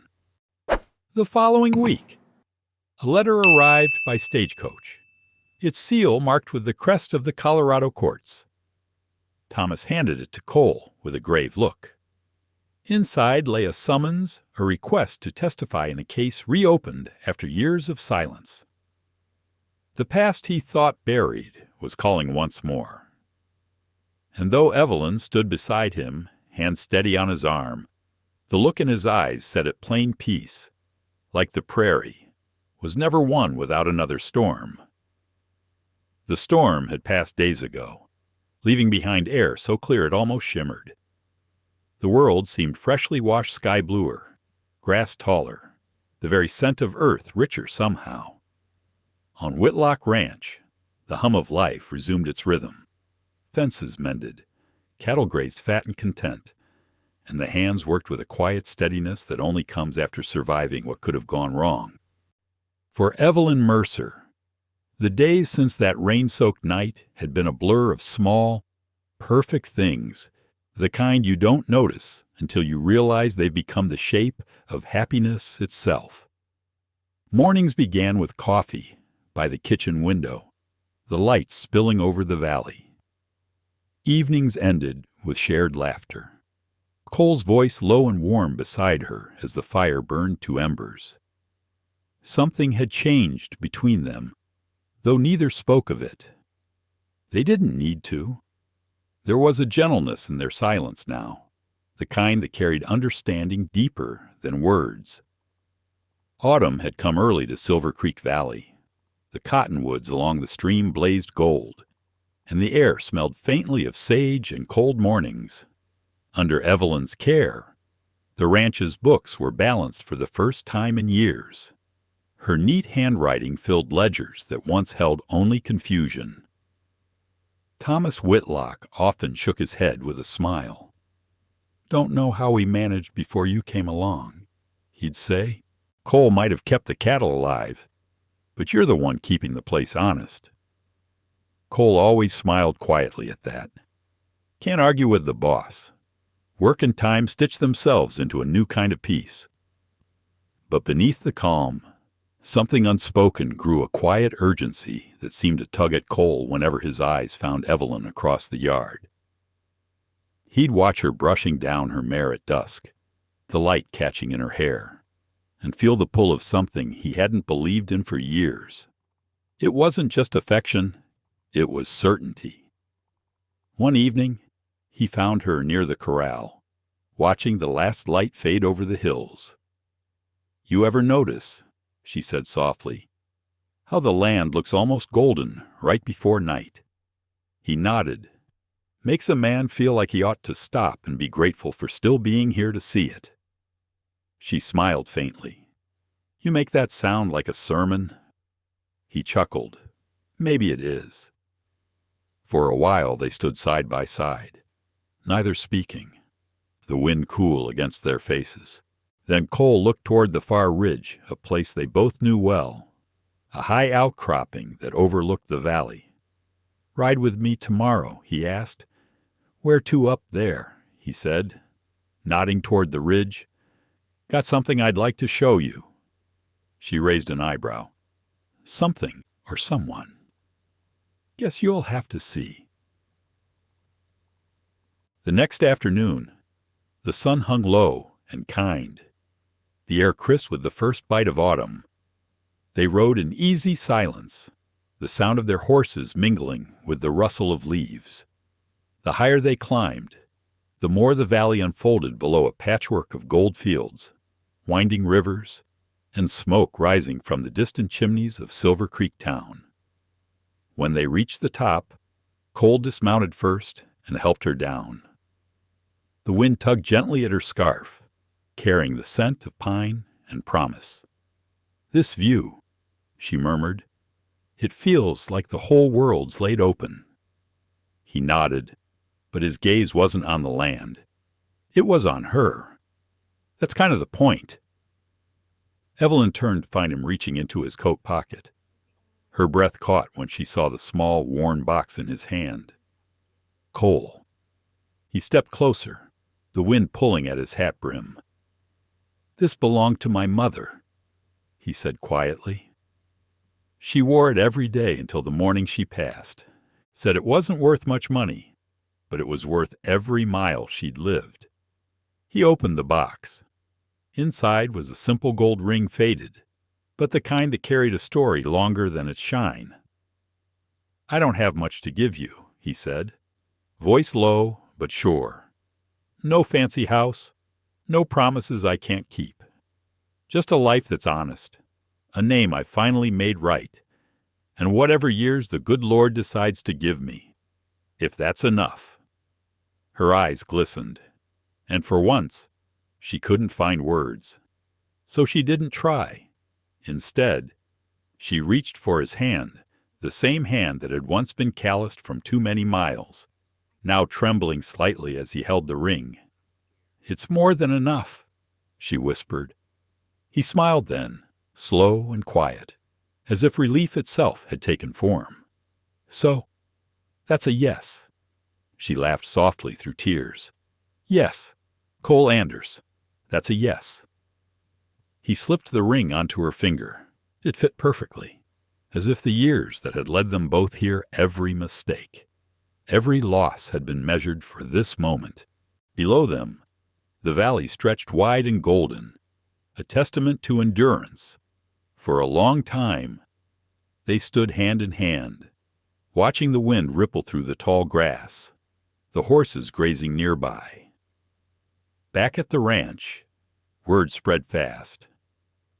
Thomas clapped Cole on the back hard enough to rattle his ribs, while Clara Whitlock pulled Evelyn into a warm embrace.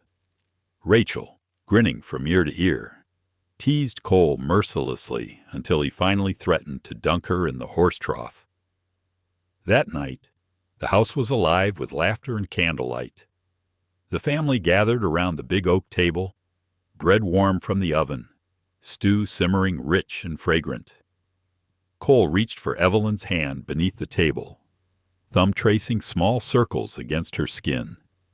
They spoke of plans, a December wedding in the small church down in Silver Creek, the old pastor officiating.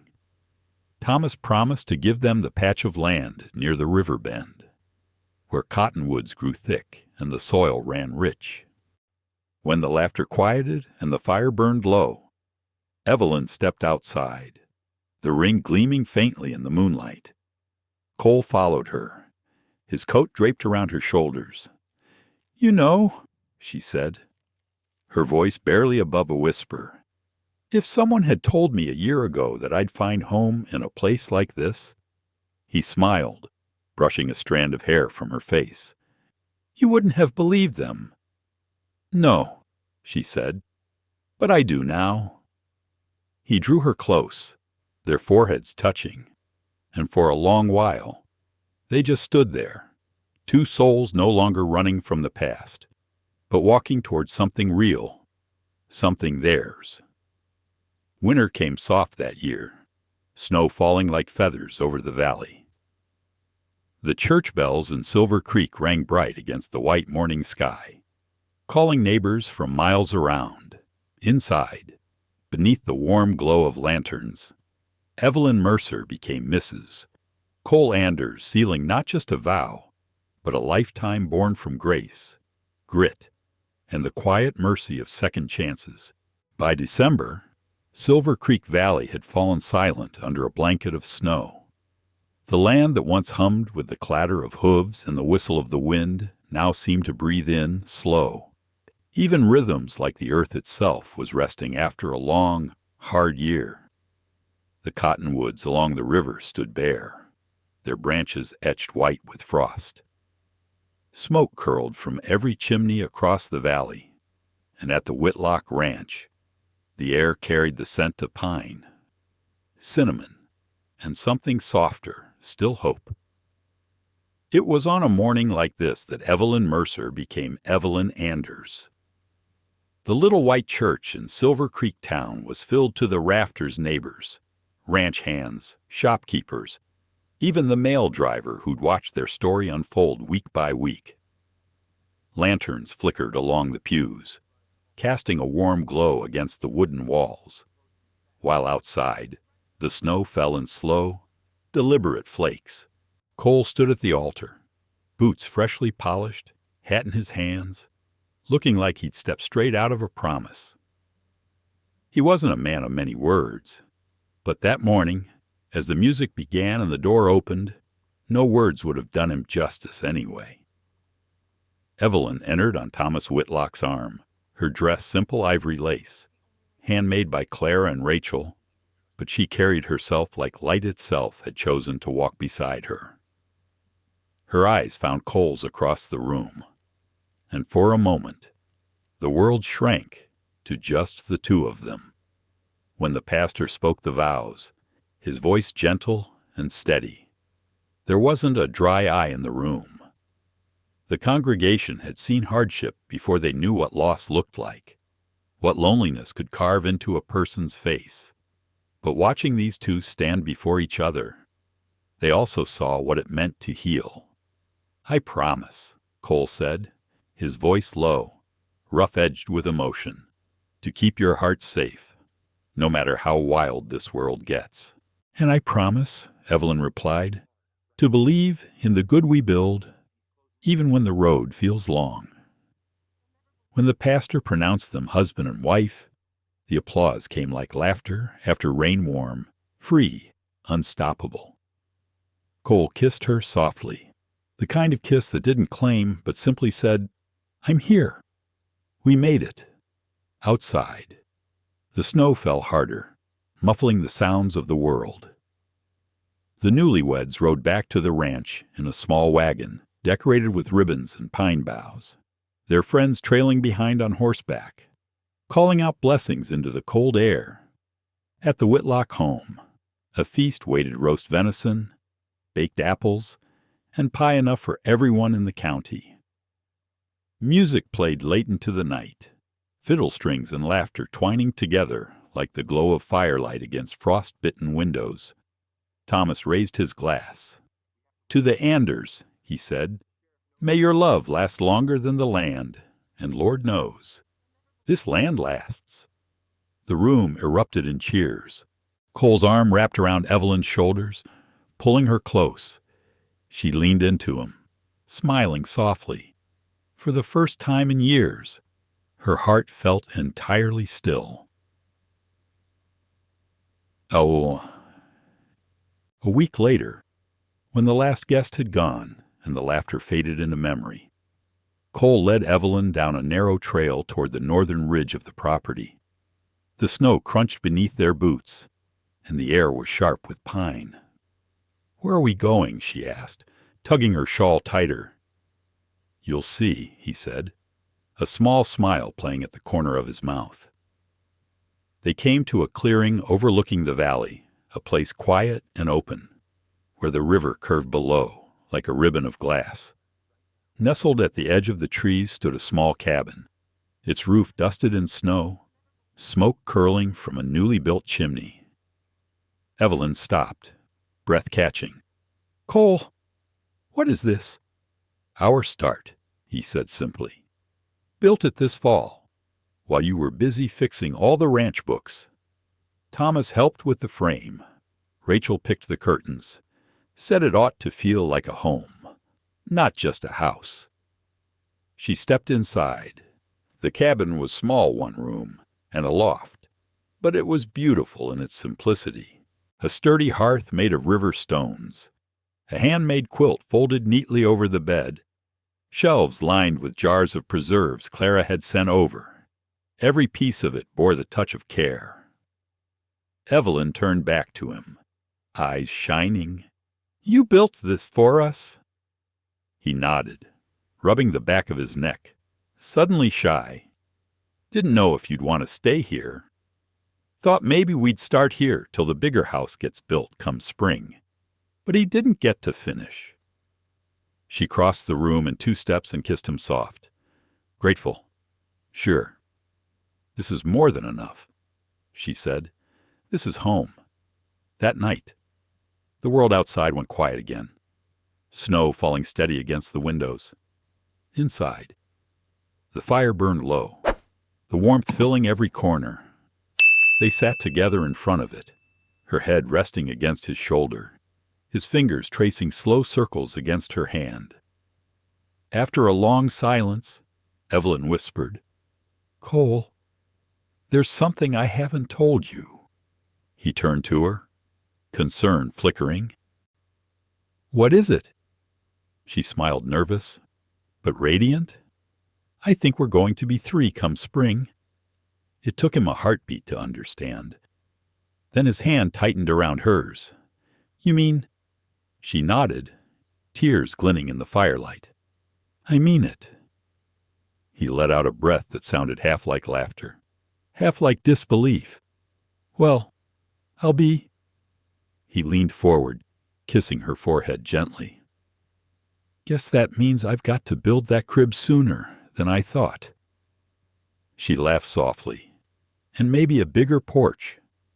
Outside, the snow kept falling, blanketing the valley in white. From their little cabin window, the world looked endless, and for the first time, entirely theirs. The news spread across the ranch by morning.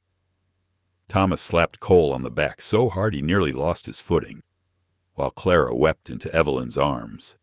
Even Rachel, the ever-playful spirit, went quiet before breaking into a bright grin. "Guess we're about to have another reason to sing lullabies," she said. In the weeks that followed, life settled into its new rhythm. Days were filled with work and laughter, nights with soft talk and shared dreams. The snow melted slow as the year turned again, and when spring finally arrived, Evelyn stood at the door of their cabin, hand resting on the gentle curve of her belly, watching the sunrise spill gold over the hills. Cole joined her, slipping an arm around her waist. "Never thought I'd see this day," he murmured. "Neither did I," she said, her voice tender and certain. "But I'm glad we waited long enough to find it." And as the light spread across Silver Creek Valley, the land that had once witnessed their pain now stood witness to something far rarer, peace. By the next winter, the cabin on the ridge no longer stood silent. The cry of a newborn filled its walls, small and strong against the wind. Evelyn held her daughter close, her heart full of a love she hadn't known the world could hold. They named her Grace, though everyone on the ranch called her Little Hope, for in that wild, unforgiving land, she was proof that love once found could last beyond every storm. The year turned slow and quiet across Silver Creek Valley. By the time winter came again, the land lay still under a thick quilt of snow, each morning breaking pale and hushed, as though the world itself was holding its breath. The Anders cabin stood warm against the cold, a small plume of smoke rising from the chimney, curling toward a sky heavy with snow. Inside, the light of a single oil lamp flickered against the walls, casting long shadows that danced like old memories. Evelyn Anders sat near the fire, one hand resting on the swell of her belly, the other tracing circles along the worn arm of the rocking chair. The child within her stirred softly, a reminder that life kept moving, even in the stillest seasons. Outside, the wind moaned against the shutters, carrying the scent of pine and frost. It was the night before Christmas, though the nearest church was miles away, and the only music came from the rustle of snow and the creak of timber in the wind. Cole moved quietly about the room, feeding the fire, checking the kettle, doing everything he could to look calm, though the worry in his eyes betrayed him. He paused now and then to glance her way, each time with a tenderness that seemed to have deepened since the day he first called her wife. "You should rest," he said softly. She smiled faintly. "I will. Just not yet. The baby's restless." He knelt beside her chair, his rough hand covering hers. "Reckon she gets that from her mama." She laughed softly, though pain flickered in her face a moment later. The contractions had grown stronger over the past hour, and though she tried to hide it, Cole saw he'd faced storms, stampedes, and the worst kind of danger. But this helpless waiting beside the woman he loved, felt like the hardest thing he'd ever done. By midnight, the snow fell heavier, muffling every sound. The world beyond their walls vanished into white. Inside, the cabin had become a small, sacred world of its own firelight, breath, prayer. When the first cry split the silence, it came soft and clear, like the first note of a hymn. Cole froze for half a heartbeat before laughter broke through the tension in his chest. He turned toward the small cot by the fire where Evelyn lay, her hair damp, her face flushed with exhaustion and joy. In her arms, wrapped in one of Clara's quilts, was a tiny bundle of life. "A girl," Evelyn whispered, her voice trembling with awe. "Cole, she's a girl." He moved closer, his rough hands shaking as he brushed the blanket back to see her face. She was so small it made his heart ache. Her skin pink from the cold, her eyes blinking at the newness of it all. "Lord help me," he murmured. "She's perfect." Evelyn smiled through her tears. "What should we call her?" He hesitated, as though the right name might vanish if spoken too soon. Then his gaze softened. "You remember what you said that night after the storm?" She nodded, that every morning is proof that hope comes back. "Then that's what we'll call her," he said quietly. "Hope." She looked down at their daughter, the firelight catching in her eyes. "Hope Anders," she whispered, the words tasting like a promise. Cole added softly, "Hope Evelyn Anders, born on Christmas Eve, 1877. The snow kept falling through the night, blanketing the land until dawn. When the first light broke across the ridge, the valley glowed gold beneath its frost, like heaven had lowered itself for a moment to touch the earth. Evelyn woke to the sound of soft knocking. When Cole opened the door, Thomas and Clara Whitlock stood outside, their faces red from the cold. Rachel trailing behind with a bundle of supplies. "Well," Thomas asked, eyes scanning Cole's face. Cole's smile said it all. A girl came just before midnight. Clara's hands flew to her mouth as tears welled up. "A Christmas baby," she whispered. "Oh, bless her heart." They stepped inside, their boots stamping snow onto the rug. Rachel hurried to Evelyn's side, her usual teasing replaced by wonder. "She's beautiful," she breathed. "Look at those eyes." The baby squirmed in her mother's arms, letting out a small sigh, and everyone laughed softly as if afraid to disturb the fragile peace that had filled the cabin. Thomas stood by the hearth, staring into the fire for a long moment. Then he said, almost to himself, "You know, I've seen this land take more from folks than it gives, but every so often it surprises you, gives back something finer than gold." Evelyn looked up at him, her voice quiet but firm. "Maybe that's the way it's meant to be, so we don't take the good for granted." Outside, the wind began to settle, the storm easing into calm. Cole took the baby gently from Evelyn and walked to the window. The sun was rising, pale light spilling across the frozen fields. He held his daughter up so she could see the world that would someday be hers, the land, the river, the endless sky. "This," he whispered, "is what we fought for." He turned back, and Evelyn saw something in his face she'd never seen before. Not just pride, but peace. The kind of peace that comes when a man finally forgives himself for the past and starts believing in tomorrow. That evening, the Whitlocks stayed for supper, simple food, laughter, and stories that felt older than the land itself. When they left, the snow had stopped, and stars blanketed the sky. Cole stood by the doorway long after the others had gone. The fire crackling behind him, his wife asleep in the rocking chair, the baby curled against her chest. He stepped outside for a moment, breathing in the cold air. The ranch below was silent, the moonlight turning every fence post and treetop silver. For a man who'd once thought he'd never belong anywhere, it was almost too much to take in. He whispered to the night, not expecting an answer, "Thank you for the second chance." Then, with one last look at the valley that had given him both redemption and love, he turned back inside. The cabin door closed softly, the firelight spilling against the snow.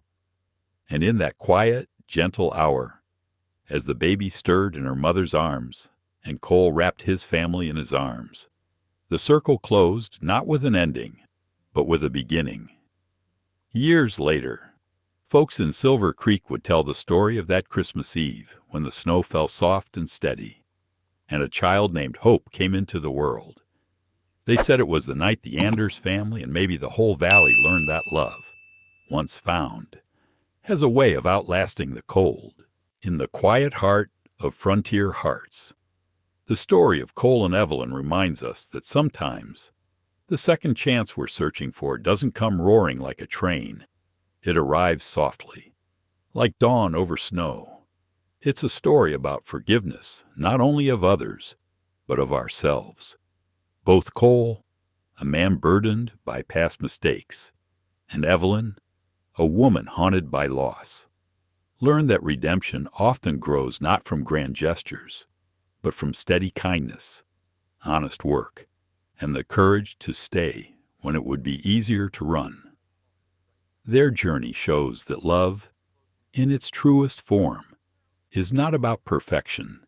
It's about presence. It's the willingness to build something tender in a world that has broken you. The cabin they build, the child they welcome, the land they nurture, all become symbols of what every heart yearns for: a home, where we are seen not for what we've done, but for who we are becoming.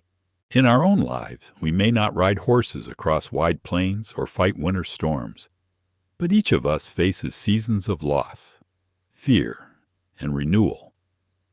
This story is a gentle reminder that no matter where we've been, hope can still find its way back in forgiveness, in love, in a simple act of faith that tomorrow can be better than yesterday. If this story touched something in your heart, we invite you to like, share, and subscribe to our channel. Your support helps us keep bringing to life these timeless tales of courage, kindness, and the healing power of love. Thank you for spending this quiet moment with us. May your own story, too, be one of grace and new beginnings.